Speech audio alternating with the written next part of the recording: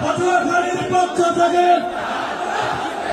Welfare ফাউন্ডেশনের পক্ষ থেকে إن يمسسك الله بضر فلا كاشف له إلا هو وإن يردك بخير فلا راد لفضله يصيب به من يشاء من عباده وهو الغفور الرحيم الله أكبر আল্লাহ বললেন ওয়া ইয়ামসাসকাল্লাহু বিদুররিন ফালা কাশিফা লাহু ইল্লা হু।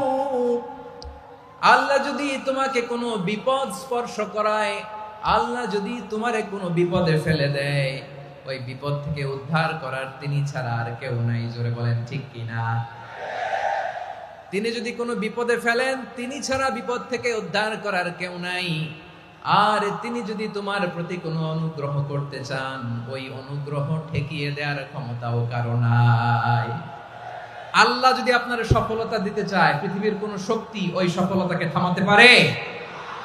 এজন্য আল্লাহ বললেন, খবরদার, চিন্তা আর আকীদা খালিস করে নাও। ওয়া ইয়ামসাসকাল্লাহু বিদুররিন ফালা কাশিফা লাহু ইল্লা হু।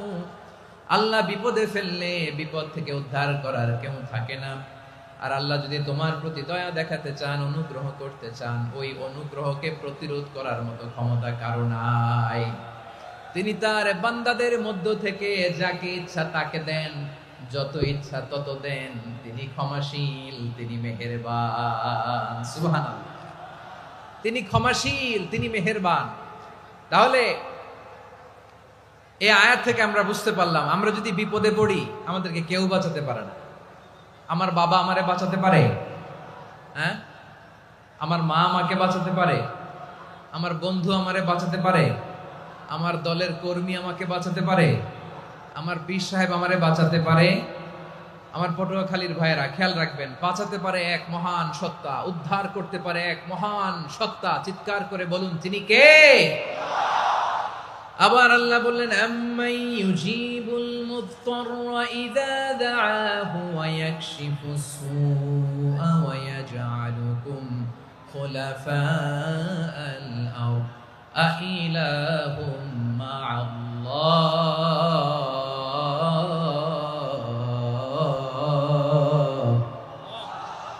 ক্বালিলাম মা তাযাক্কারুন। রব্বুল আলামিন বলেন, বিপদে পড়ে কাতর কণ্ঠে চিন্তাগ্রস্ত হয়ে যখন কেউ ফরিয়াদি হয়ে আল্লাহর ডাকে হাত তোলে, তখন এই ব্যক্তির ডাকে সাড়া দেয় কে?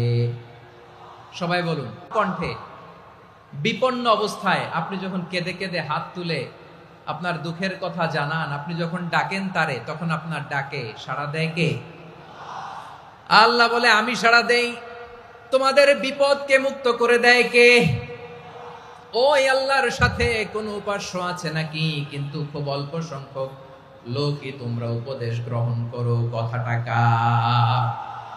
তাহলে বিপন্ন মানবতা যখন কাঁদে, মানুষ যখন বিপদে পড়ে নিরুপায় হয়ে ফরিয়াদ করে, তার ডাক শোনার কেউ নাই একজন ছাড়া। চিল্লায় বলেন তো, তিনি কে? এজন্য আমরা ফরিয়াদের হাত কার দিকে তুলব? প্রিয় পটুয়াখালী, বলেন, ফরিয়াদের দুটো হাত আমরা কার দিকে তুলবো? এবং খেয়াল রাখতে হবে, মাথার সাথে সেট করে নিতে হবে, আল্লাহ ছাড়া আমাকে উদ্ধার করার কেউ নাই। এই পৃথিবীতে কেউ আপন না। প্রিয় ভাইরা, বিপদে পড়লে বোঝা যায় কেউ আপন না। আপন শুধু একজন মহান সত্তা, তিনি কে? এটা কি আপনারা খেয়াল রাখতে পারবেন? হ্যাঁ, বিপদে আপদে কেউ আমাদের বাঁচাতে পারে না, তরাতে পারে না, মুক্তি দিতে পারে না, উদ্ধার করতে পারে না, একমাত্র আমার প্রভু ছাড়া, আল্লাহ ছাড়া। চিল্লায় বলেন ঠিক কিনা? এবং প্রিয় পটুয়াখালীর ভাইয়েরা, মাথার সাথে এটা সেট করে নিতে হবে যে আমাদের পুরো জীবনটাই পরীক্ষা। পুরো জীবনটাই কি? The life is a test. পুরো জীবনটাই পরীক্ষা। এই জীবনে বিপদ আসবে, আপদ আসবে, পরীক্ষা আসবে, সবার জীবনে এটা থাকে। এক একজনের পরীক্ষা এক এক রকম। আমার পরীক্ষা একরকম, মাসুদ ভাইয়ের পরীক্ষা একরকম, চৌধুরী সাহেবের পরীক্ষা একরকম, আপনার পরীক্ষা একরকম, উনার পরীক্ষা আবার আরেক রকম। পুরো পৃথিবীটাই পরীক্ষা ক্ষেত্র, সবাই পরীক্ষা দিচ্ছি, কিন্তু কারো পরীক্ষা প্রশ্নের সাথে কারোটার মিল নাই। সুবহানাল্লাহ পড়বেন না? পুরোটাই পরীক্ষা ক্ষেত্র, সবাই পরীক্ষার্থী, কিন্তু প্রশ্নপত্র একটার সাথে আরেকটা মিলে না। One doesn't match the other, একজনেরটার সাথে আরেকজনেরটা মিলে না। কাউকে আল্লাহ তাআলা ধনী বানিয়ে পরীক্ষা করেন। কি বানিয়ে? কথা কি বুঝতেছেন নাকি কষ্ট হচ্ছে? কষ্ট হচ্ছে আপনাদের? কাউকে আল্লাহ ধনী বানিয়ে পরীক্ষা করেন, আবার কাউকে আল্লাহ তাআলা গরিব বানিয়ে পরীক্ষা করেন, কাউকে আল্লাহ অসুস্থ বানিয়ে পরীক্ষা করেন। কেউ দেখবেন যে দুরারোগ্য ব্যাধিতে আক্রান্ত, ডাক্তার বলেছে আর সময় নাই, দুরারোগ্য ব্যাধি, ক্যান্সার, যার নেই কোনো অ্যান্সার, তার জন্য পরীক্ষা হচ্ছে এই রোগ।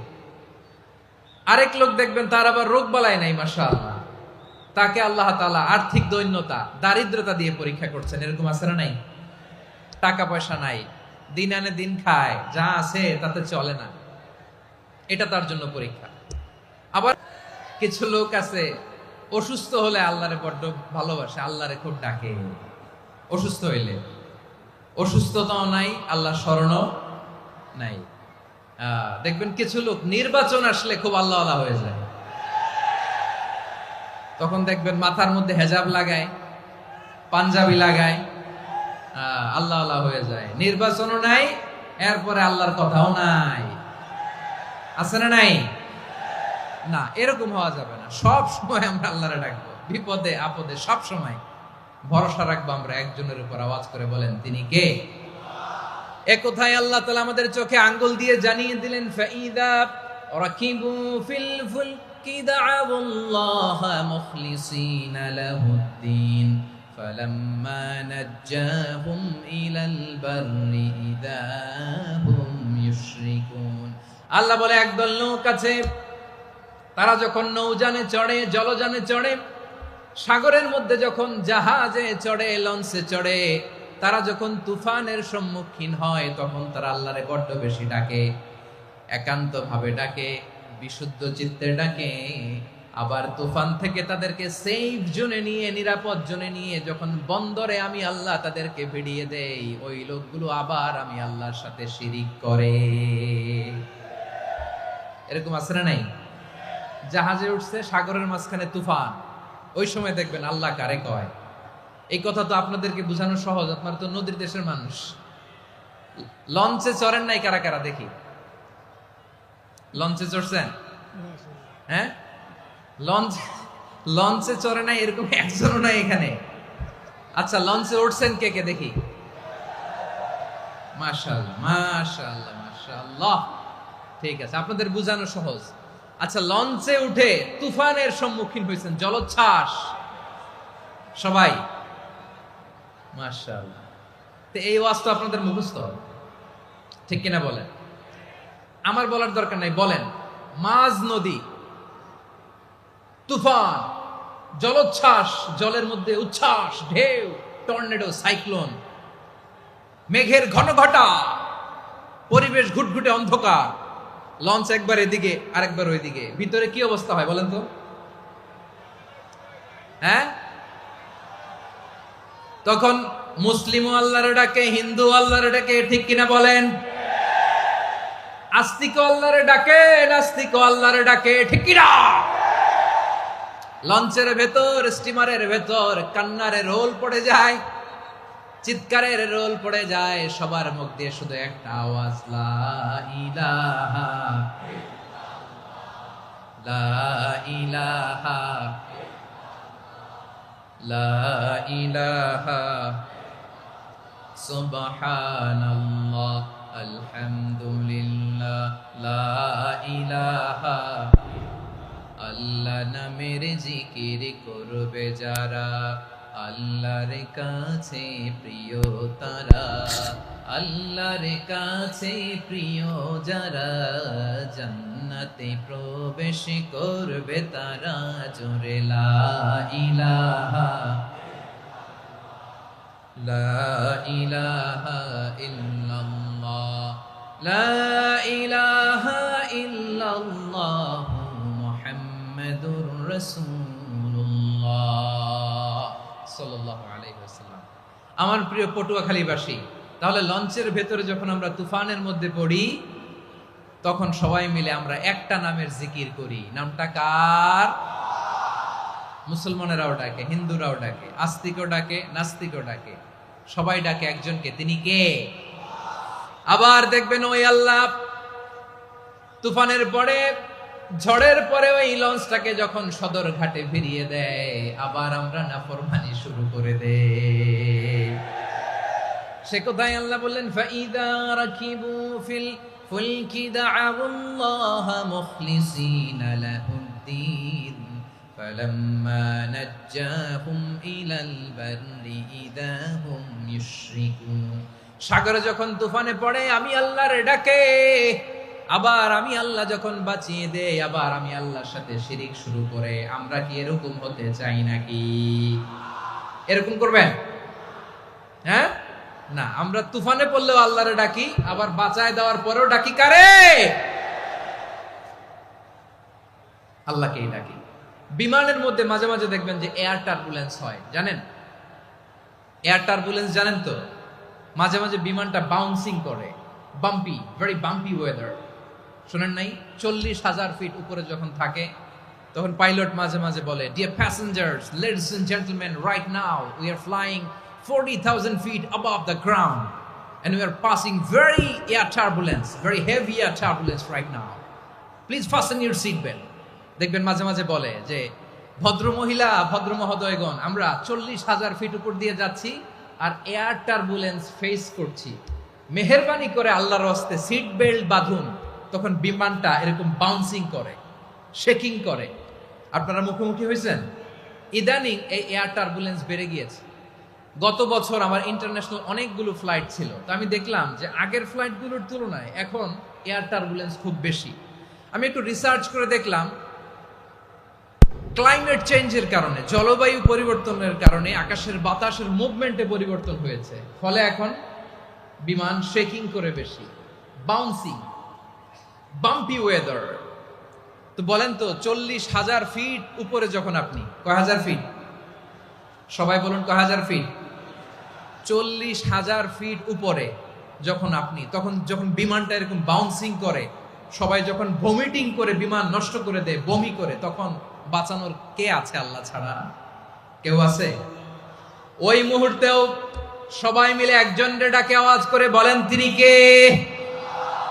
মাঝে মাঝে কিছু সোশ্যাল মিডিয়ায় কিছু ভিডিও পাওয়া যায় যে হেভি যখন এয়ার টার্বুলেন্স হয়, 10 সেকেন্ড 15 সেকেন্ডের কিছু ভিডিও পাওয়া যায়, বিমানটা এরকম বাউন্সিং করছে, বাম্পি ওয়েদার, কাঁপছে, মানুষগুলো বমি করছে, অক্সিজেন মাস্কগুলো সব ঝুলে পড়েছে, বিমানটা শুধু কাঁপছে। তখন দেখবেন বিমানের ভেতরেও এরকম লঞ্চের মতো চিৎকার আছে না নাই? বিমানের ভেতরেও তখন চিৎকার।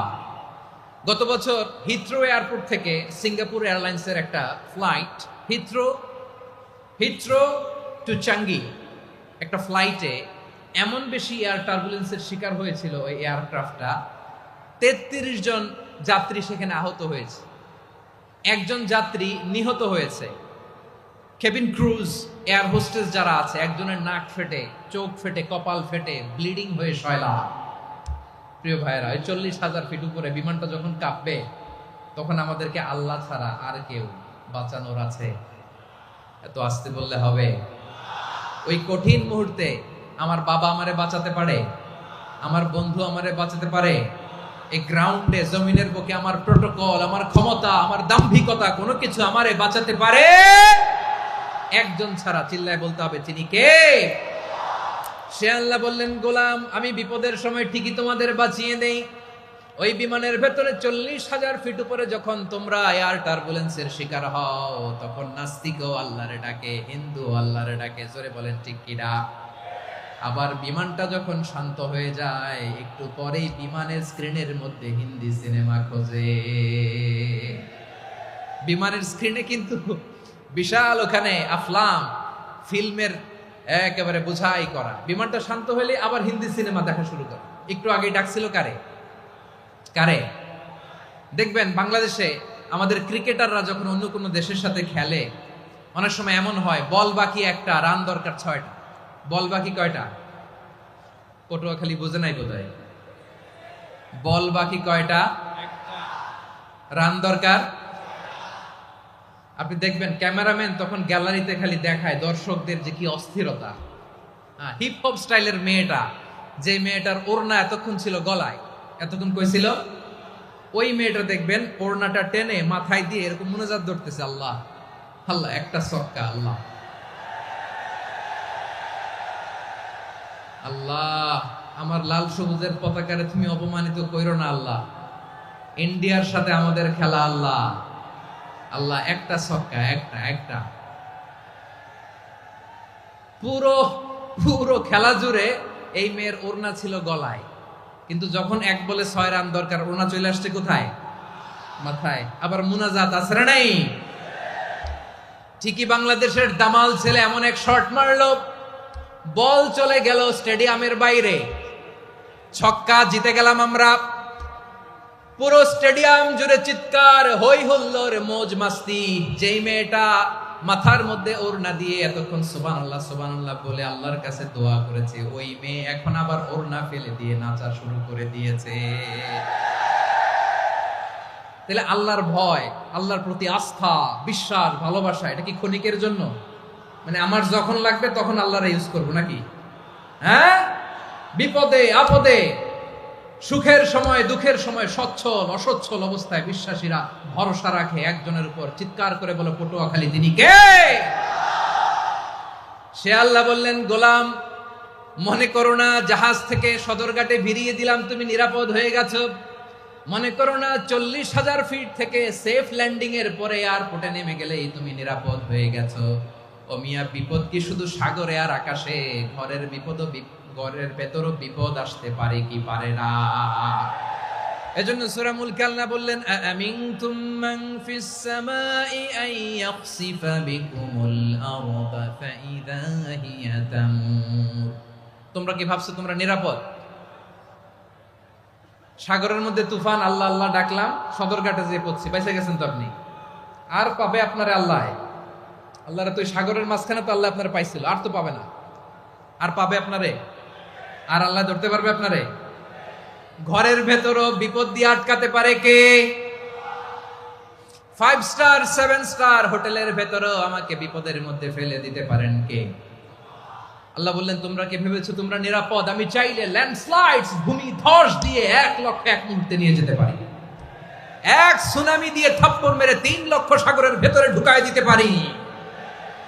1 সেকেন্ডও লাগে না আমার। أم أمنتم من في السماء أن يرسل عليكم حاصبا فستعلمون كيف نذير। আল্লাহ চাইলে আকাশ থেকে পাথর বৃষ্টি নাজিল করতে পারেন কি পারেন না? এই মুহূর্তে এখানে ভূমিকম্প দিতে পারেন কি পারেন না? আচ্ছা, ভূমিকম্প যখন হয় আমাদের কারো হুঁশ থাকে? আপনি মনে করছেন আমরা সাধারণ মানুষ, আমরা দৌড় দেই, আর প্রেসিডেন্ট প্রধানমন্ত্রী ওনারা বুঝি খাটে শুয়ে থাকে? কথা বুঝে নাই বোধহয়। ভূমিকম্প, আর্থকোয়েক যদি হয়, বাঁচার জন্য আমরা কি করি? হয় খাটের তলায়, ডাইনিং টেবিলের নিচে, উপরে শক্ত কিছু আছে এটার নিচে, অথবা ঘর থুইয়া দেও দৌড়। তো প্রধানমন্ত্রী উনি কি করে? প্রেসিডেন্ট উনি কি করে? হ্যাঁ, উনি খাটের মধ্যে যে শুয়ে থাকে নাকি? উনিও দৌড়, সাধারণ মানুষও দৌড়, প্রধানমন্ত্রীও দৌড়, বাড়িওয়ালাও দৌড়, ভাড়াটিয়াও দৌড়, সবাই দৌড়। নাকি ভাড়াটিয়ারা বাড়ি থুইয়া দৌড়, বাড়িওয়ালারা আর বেরোয় না? এরকম না। তাহলে যে কোনো মুহূর্তে ভূমিকম্প দিয়ে নাস্তানাবুদ করতে পারে কে? আমার প্রিয় ভাইয়েরা, আমরা নিরাপদ নই, আমরা তার দয়ায় বেঁচে আছি। কার দয়ায়? এজন্য আল্লাহ বললেন, গোলাম যে কোনো মুহূর্তে বিপদ দিয়ে তোমাদেরকে নাস্তানাবুদ করতে পারি। বিশ্বাসী বলে যদি নিজেকে দাবি করো, সব সময় ডাকতে হবে একজন সত্তাকে। বলেন তিনি কে? এই কথা ক্লিয়ার? এই সবগুলো উদাহরণ শেষে সবার কাছে ক্লিয়ার হয়েছে না যে বিপদ থেকে, আপদ থেকে, পরীক্ষা থেকে, খেলামিটি থেকে আমাদেরকে কেউ বাঁচাতে পারে না একজন সত্তা ছাড়া। আবারও বলেন তো তিনি কে? ক্লিয়ার? হ্যাঁ, সবাই বুঝতে পারছেন? আচ্ছা, এবার আমরা দেখি বিষ্ণু ইসা ইসলামের জীবনে বিপদ আপদ ছিল কিনা। উনি বিপদ আসলে কিভাবে ডিল করতেন, বিপদ আসলে কোন দোয়া পড়তে হয়, কিভাবে ফরিয়াদের হাত উত্তোলন করতে হয়, কিভাবে রবের দরবারে নতজানু হয়ে ফরিয়াদ করতে হয়, এটা জানার দরকার আছে না নাই? আসুন আমরা বিষ্ণু নবীর জীবনী থেকে দেখি বিপদ আসলে উনি কি করতেন। বিপদ আসলেই প্রথমে বিশ্বনবী সাল্লাল্লাহু আলাইহি ওয়াসাল্লাম একটা দোয়া পড়তেন। কি পড়তেন? তিনি পড়তেন ইন্না লিল্লাহি ওয়া ইন্না ইলাইহি রাজিউন। নিশ্চয় আমরা আল্লাহর জন্য, নিশ্চয় আমরা কার দিকে ফিরবো ভাই? আবার কার দিকে ফিরবো? আওয়াজ করে বলুন তো, আমরা এসেছি কার কাছ থেকে, আবারও ফিরে যাব কার কাছে? এজন্য বিষ্ণুই পড়ছেন ইন্না লিল্লাহি ওয়া ইন্না ইলাইহি রাজিউন। নিশ্চয় আল্লাহর জন্য, ওই আল্লাহর দিকেই আমরা ফিরে যাব। তারপরে বিষ্ণুই পড়তেন আল্লাহুম্মা আজুরনি ফি মুসিবাতি ওয়াখলুফ লি খায়রাম মিনহা। একসাথে প্রথমে পড়তেন ইন্না লিল্লাহি ওয়া ইন্না ইলাইহি রাজিউন, তারপর পরে পড়তেন আল্লাহুম্মা আজুরনি ফি মুসিবাতি ওয়াখলুফ লি খায়রাম মিনহা। মানে আল্লাহ, এই যে আমি বিপদে ধৈর্য ধারণ করলাম, এটার সব তুমি আমার দাও, আর যেটা হারালাম এর চেয়ে ভালো কিছু দিয়ে মেকআপ করে দিও, ভালো কিছু দিয়ে বদল করে দিও। সুবহানাল্লাহ পড়েন। তাহলে বিপদ আসলে আমরা কি পড়ব? কথা বলেন। এই যে আমি শুয়েছিলাম, নাশিদ গাচ্ছিল ওরা, এদেশে পরস্পরে দেখা হলে দেয় সালাম, এদেশে আমজনতার হৃদয় জুড়ে পাকালাম, এদেশে বিপদ এলে সর্বজনে সর্বক্ষণে দোয়া পড়ে ইন্না লিল্লাহ। কি পড়ে? সুবহানাল্লাহ সুবহানাল্লাহ সুবহানাল্লাহ সুবহানাল্লাহ। এদেশে আজান শুনে সূর্য ওঠে শহর গ্রামে, এদেশে আজান শুনে সূর্য ডুবে সন্ধ্যা নামে, এদেশে সকল কাজে সবাই বলে বিসমিল্লাহ, এদেশে ভালো কিছু দেখে শুনে হাসি মুখে সবাই বলে মাশাআল্লাহ। সুবহানাল্লাহ পড়েন। তাহলে বিপদ এলে আমরা কি পড়ি? কথা বুঝলে সবাই উত্তর দিতে হবে। বিপদ এলে কি পড়ি? তাহলে বিপদ এলেই আমরা এখন থেকে ইন্না লিল্লাহ পড়ব, নাকি হাই হুতাশ করবেন? একদল আছে হাই হুতাশ করে, হায় আল্লাহ রে মোর কি হইল রে, মুই কি হরমু রে, মুই কমবে জামু রে, আছে না নাই? এরকম বিলাপ করতে নিষেধ করেছেন বিশ্বনবী। কি করব, কই যাব, কি হবে, হায় হায়, এরকম হাহুতাশ আছে না নাই? বিশ্বাসীরা হাহুতাশ করে না, তারা ইন্না লিল্লাহ পড়ে। কি পড়ে? মনে থাকবে? আমরা পড়বো ইন্না লিল্লাহি ওয়া ইন্না ইলাইহি রাজিউন। নিশ্চয়ই আমরা আল্লাহর জন্য, আমরা আল্লাহর দিকেই ফিরে যাব। এরপর পড়বো আল্লাহুম্মা আজুরনি ফি মুসিবাতি ওয়াখলুফ লি খায়রাম মিনহা। আল্লাহ, আমি যে বিপদে ধৈর্য ধারণ করলাম এটার সওয়াব দিও, আর যা হারালাম তার চেয়ে ভালো কিছু দিয়ে বদল করে দিও। সুবহানাল্লাহ পড়েন। বিশ্বনবীর হাদিস শুনলেন উম্মে সালামা রাদিয়াল্লাহু তাআলা আনহা। ওনার স্বামী হলো আবু সালামা। মজার ঘটনা খেয়াল করে শুনেন আমার প্রিয় কলিজার টুকরা ভাইয়েরা। কানগুলো খরগোশের কানের মতো খাড়া করে আমার দিকে তাকান। সাইয়্যিদাতুনা উম্মে সালামা রাদিয়াল্লাহু তাআলা আনহা, ওনার স্বামীর নাম আবু সালামা। শ্রেষ্ঠ দম্পতি, শ্রেষ্ঠ ফ্যামিলি। প্রথমে হিজরত করেছিলেন হাবাসায়, পরে হিজরত করেছেন মদিনায়। উহুদ যুদ্ধের পরে ওনার স্বামী আবু সালামা ইন্তেকাল করলো, শহীদ হলো। সুবহানাল্লাহ পড়েন। যখন আবু সালামা ইন্তেকাল করলো, উম্মে সালামা রাদিয়াল্লাহু তাআলা আনহা কেঁদে কেঁদে হয়রান। আর নবীর শিখানো বাণী অনুযায়ী তিনি বারবার পড়ছিলেন ইন্না লিল্লাহ। কি পড়ছিলেন? জামু কি হরমু এগুলো বলে নাই। কি বলছে? ইন্না লিল্লাহ। যেহেতু বিশ্বনবী বলেছেন কেউ যদি বিপদের প্রথম ধাক্কায় পড়ে ইন্না লিল্লাহি ওয়া ইন্না ইলাইহি রাজিউন, আল্লাহুম্মা আজুরনি ফি মুসিবাতি ওয়াখলুফ লি খায়রাম মিনহা, তাহলে এই বিপদে যে সে যা হারালো তার চেয়ে শ্রেষ্ঠ কিছু দিয়ে আল্লাহ তার বদল দিয়ে দিবে। এই হাদিস শুনে উম্মে সালামা রাদিয়াল্লাহু তাআলা আনহা ওনার প্রাণ প্রিয় স্বামী আবু সালামার ইন্তেকালের পরে চোখের পানি ছাড়ে আর পড়ে ইন্না লিল্লাহি ওয়া ইন্না ইলাইহি রাজিউন, আল্লাহুম্মা আজুরনি ফি মুসিবাতি ওয়াখলুফ লি খায়রাম মিনহা। বারবার এই দোয়া পড়ে চোখের পানি ছাড়ে, এই দোয়া পড়ে চোখের পানি ছাড়ে, আর মনে মনে বলে আবু সালামার মতো ভালো মানুষ মদিনাতে নাই, আবু সালামার চেয়েও ভালো মানুষ মদিনাতে নাই, তার চেয়ে ভালো মানুষ কি করে আল্লাহ তাআলা আমারে দিবে, তার চেয়ে ভালো মানুষ তো আমি মদিনাতে দেখি না। চোখের পানি দিয়ে বুক ভাসায় আর নবীর হাদিসের উপর আমল করে পড়ে ইন্না লিল্লাহি ওয়া ইন্না ইলাইহি রাজিউন, ইন্না লিল্লাহি ওয়া ইন্না ইলাইহি রাজিউন। পড়তে পড়তে চোখের পানি ছাড়ে আর চিন্তা করে বিশ্বনবী বললেন, এই দোয়া পড়লে যেটা হারালাম তার চেয়ে ভালো কিছু দিয়ে আল্লাহ পুরস্কার দেয়। আবু সালামের চেয়ে ভালো মানুষ মদিনার মধ্যে আর কে হতে পারে? কি আজীব তামাশা, কি অবাক করা ঘটনা। কিছুদিন পরে দেখা গেল সাইয়্যিদুল মুরসালিন রাহমাতাল লিল আলামিন স্বয়ং বিশ্ব নবী উম্মে সালামাকে বিয়ের প্রস্তাব পাঠিয়েছে।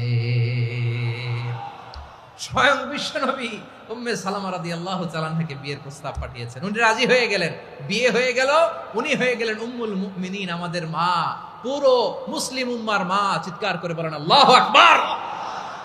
তাহলে আমার প্রাণপ্রিয় ভাইয়েরা, বিপদে পড়লে আমরা পড়বো ইন্না লিল্লাহি ওয়া ইন্না ইলাইহি রাজিউন, আল্লাহুম্মা আজুরনি ফি মুসিবাতি ওয়াখলুফ লি খায়রাম মিনহা। পড়বেন?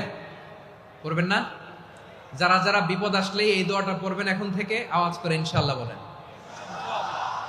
যা হারাইছেন তার চেয়ে শ্রেষ্ঠ জিনিস দিয়ে বদলা দিবে কে? বিশ্বাস হয়? একটু সন্দেহ লাগে মনে হয়, একটু সন্দেহ আছে? যাদের বিশ্বাস হবে তাদের কি আল্লাহ উত্তম বদলা দিবে, ঠিক কিনা বলেন? তাহলে বিপদে পড়লেই প্রথমে আমরা এটা পড়ব।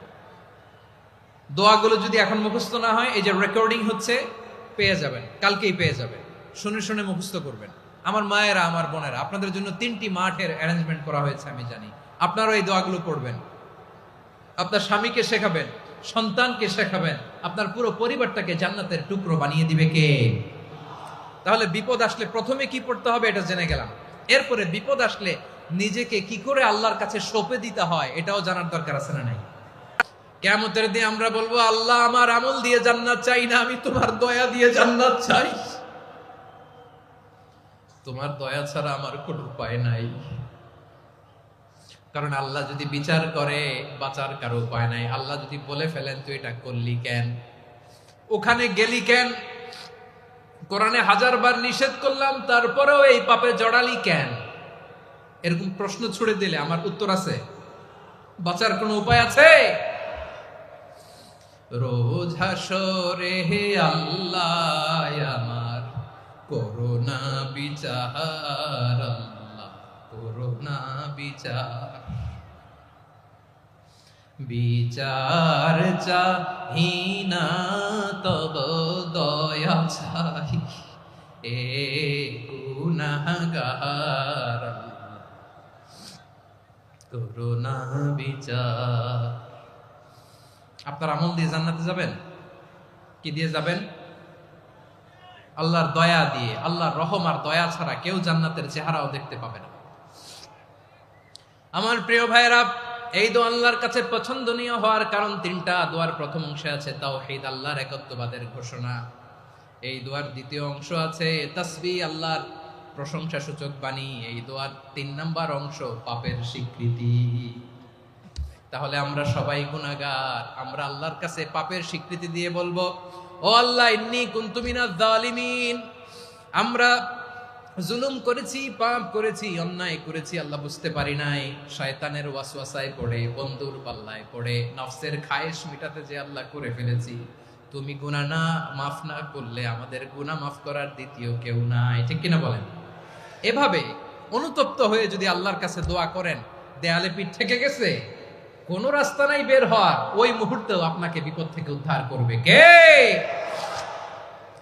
বিশ্বনবী চরম বিপদে পড়লে 2টা দোয়া পড়তেন। প্রথম হলো এটা, লা ইলাহা ইল্লা আনতা সুবহানাকা ইন্নী কুনতু মিনাল জালিমিন। এই দোয়াটা আমরা বেশি বেশি পড়ব প্রিয় ভাইরা। রাজি আছেন? সবাই আওয়াজ করে পড়ুন ইনশাআল্লাহ। আমার প্রিয় ভাইয়েরা, বিপদে পড়লে বিশ্বনবী আরো একটা দোয়া পড়তেন, লা ইলাহা ইল্লাল্লাহুল আযীমুল হালিম, লা ইলাহা ইল্লাল্লাহু রাব্বুল আরশিল আযীম, লা ইলাহা ইল্লাল্লাহু রাব্বুস সামাওয়াতি ওয়াল আরদি ওয়া রাব্বুল আরশিল কারীম। এই যে বললাম, রেকর্ড হয়ে গেছে। এখন তো আর ইনস্ট্যান্ট মুখস্থ না হলো, পরে মুখস্থ করে নেবেন।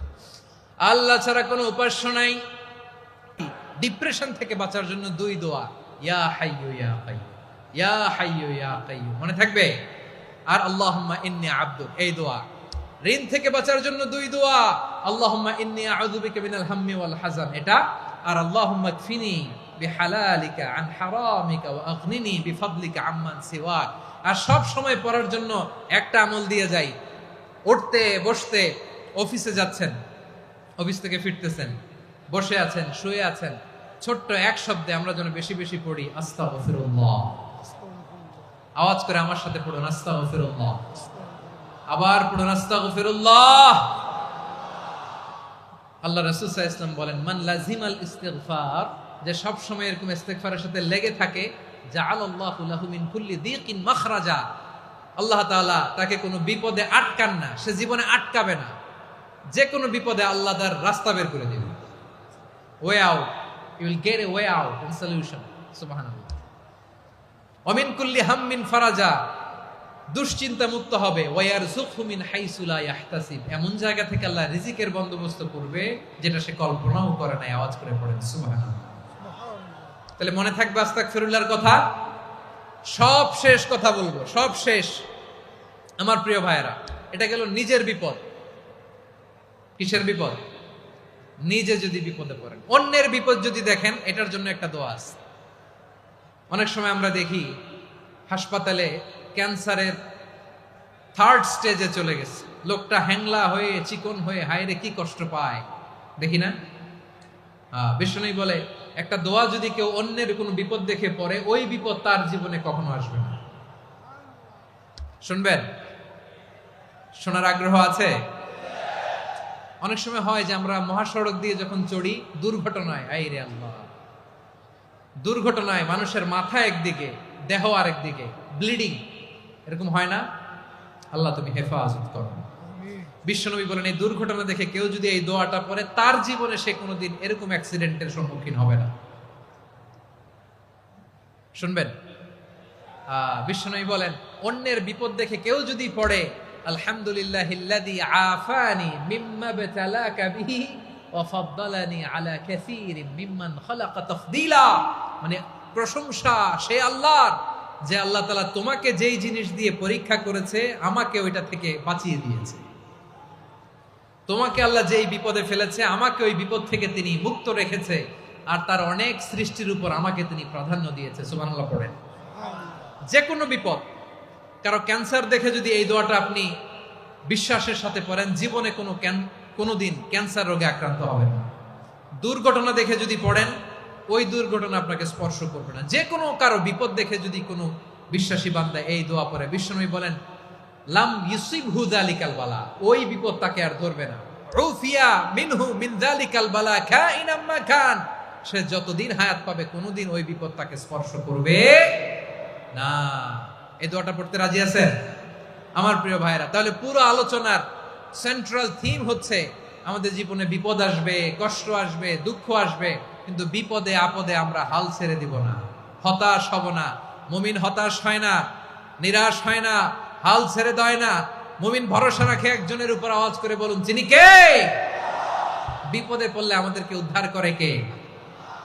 আবার আমাদেরকে যদি কোনো নেয়ামত আল্লাহ দিতে চান, ওইটা কেড়ে নেওয়ার ক্ষমতা কারো আছে?